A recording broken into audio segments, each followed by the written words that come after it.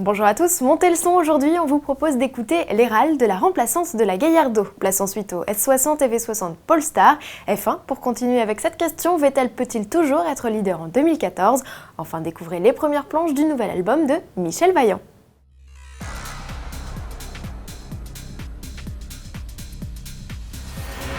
La Gallardo, aussitôt mise à la retraite, Lamborghini annonce déjà sa remplaçante. Enfin, rien de très concret encore. Sur le site Hexagon Project, un nom de code peu évocateur, il est question de faire rugir le moteur en pressant le bouton Start.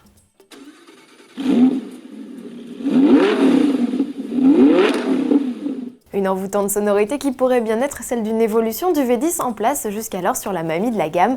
À suivre de près, celle que l'on surnomme Cabrera pourrait faire ses grands débuts lors du Salon de Genève en mars 2014.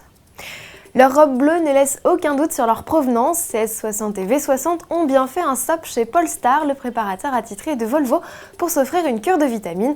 Enfin, rien de très neuf pour la S60 que Volvo nous avait déjà dévoilé. Le modèle était seulement réservé à l'Australie. Volvo semble avoir revu sa politique en offrant la possibilité aux Européens d'en profiter. Simultanément, c'est le break du modèle qui profite du 6 cylindres 3 litres turbo de 350 chevaux et 500 Nm de couple. Malgré un écart de poids conséquent entre les deux modèles, les performances annoncées sont identiques avec un 0 à 100 km/h en 4 secondes 9.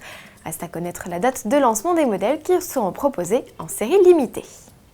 La saison 2013 de Formule 1 vient à peine de s'achever que l'on évoque déjà les grands chambardements de 2014. Red Bull et son pilote star Sébastien Vettel parviendront-ils à conserver leur suprématie? C'est la question que nous avons posée à notre spécialiste Jean-Louis Moncey.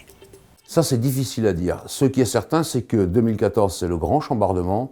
On voit qu'il y a les 3 axes demandés par la FIA, sécurité, le nez qui plonge, les structures des formats plus importantes, on voit qu'il y a l'aérodynamique qui est réduit également, et puis le moteur, ce fameux moteur hybride, électricité et essence, dont on ne sait pas quelle sera la fiabilité finalement, quelle sera la puissance, puisqu'on doit utiliser 100 kg d'essence seulement et pas un gramme de plus.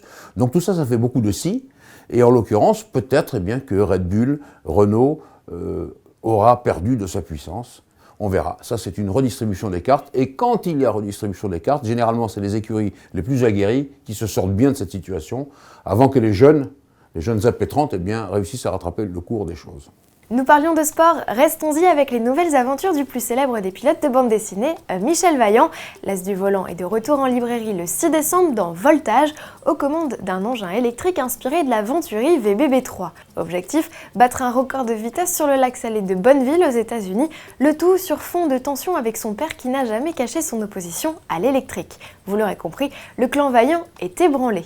Pour avoir un avant-goût de l'histoire, visitez le site michelvaillant.com où 15 planches de l'album sont en accès gratuit. Et pour les inconditionnels, rendez-vous le 29 novembre dès 18h45 au musée des 24 heures au Mans pour une conférence et une séance de dédicace. Vous retrouverez également les auteurs les 30 novembre et 1er décembre au festival BD Mania à Arnage, toujours dans la Sarthe. À demain.